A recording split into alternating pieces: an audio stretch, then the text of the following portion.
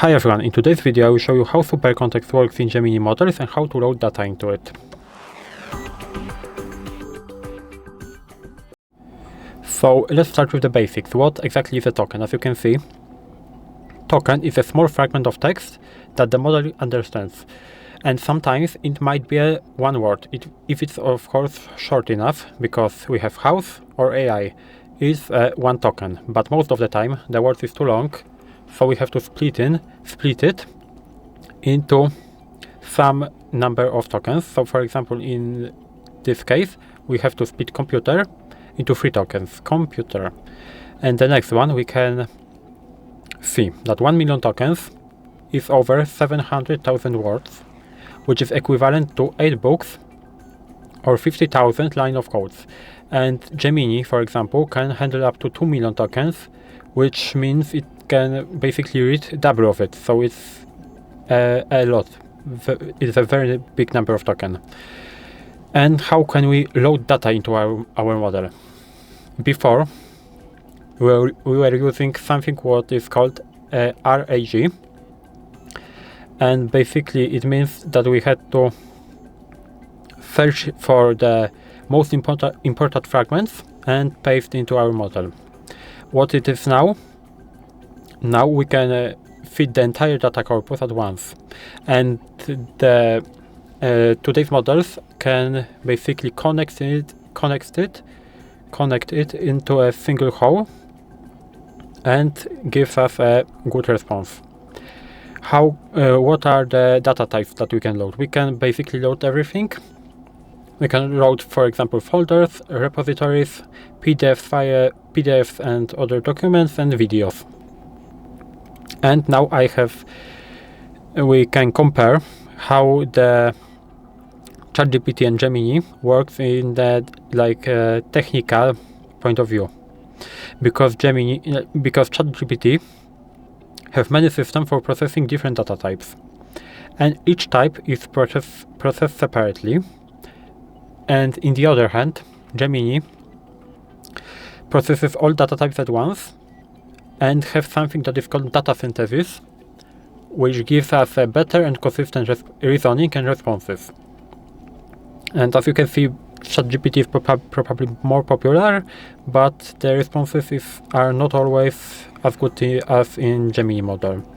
And here I have a table with models. 4 of them are Gemini models. One of them is GPT-4, basically model that ChatGPT uses. And we can compare.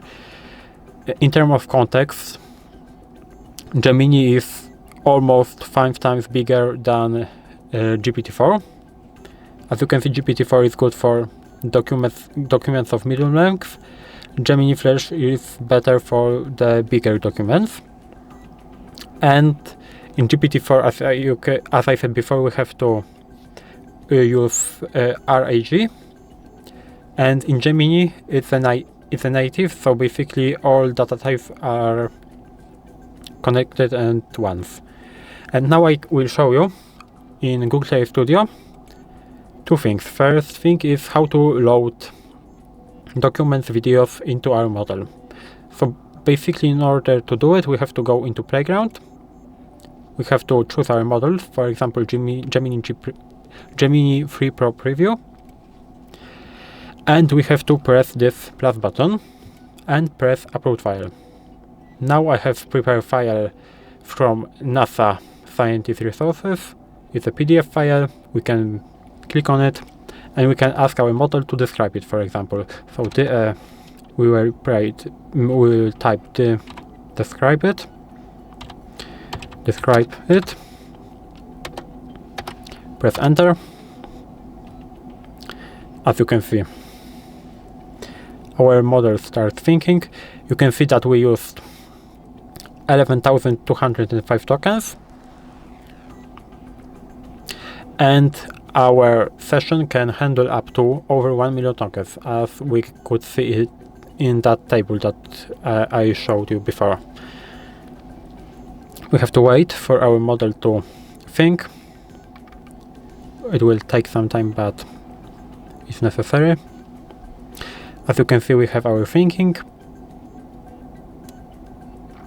We have begin the description process, examining the structure. As you can see, this PDF is 20-page document titled NASA Science Resources. You can read it, but it's not very important right now. In order to add video, we have to click basically the same, upload file. We can press on the video and add it. It works the same, so I'm not going to show you this because I will show you one more really interesting thing: how we can use this Python code in order to connect with our model. So to do it, we have to create API key.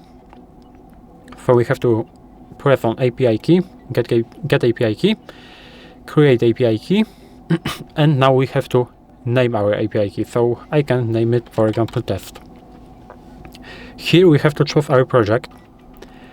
I have a project, so I don't have to create it, but if you don't have a project, you have to press on create project and then press create project, and it will be okay.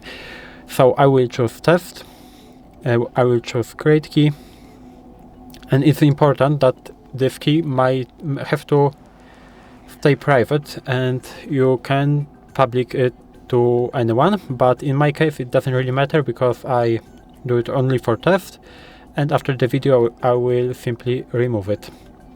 So now we can go to our examples. First of all, we have to install a Google Gemini library using this line of code. I use Google Colab, so I have to have exclamation mark right here. If you use Visual Studio Code, PyCharm or something like this, you have to basically copy it without this exclamation mark, paste it into PowerShell or CMD, and it will work, of course, if you have a Python language installed on your computer. And now we can import this library that we installed before. We can paste our API key right here. And now we have our response. Our response have two parts. The first part is a model, which is Gemini 2.5 Flash, and our prompt. I have a question, for example, how many people are there in the world? So we can ask it, and now we can, here we have printing our response. So we can start it. We have to wait, and as you can see, the current estimated world population is around 8.1 billion people.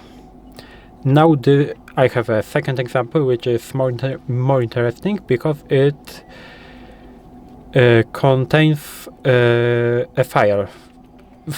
At the beginning, I have to tell that because I'm using Google Collaborators, I have to mount with my Google Drive. If you are using, for example, Visual Studio Code, you don't have to do it. You basically have to write your file path right here, and it will work. And right now we have to, of course, paste our key again. Here we have file path to our test.python file. It's a simple loop right here that will print 5 times the name of our channel every 1 second because of the sleep one that is here. And here we have uploading our file. We have our name, we have our MIME type, which is Python because it is we use Python in the file, and our response. Again, the model Gemini 2.5 Flash, and analyze this code and describe it, and describe what it does in a single sentence. So we can run it. Basically, we have to wait a moment again. And as you can see, the code prints the phrase HardReset.Info 5 times, prepending and incrementing number 1 to 5. And it's correct because we can now test it. We can copy this code, we can paste it, and we can run it. And as you can see, it prints the HardReset.Info 5 times. So it's all it's all in the video.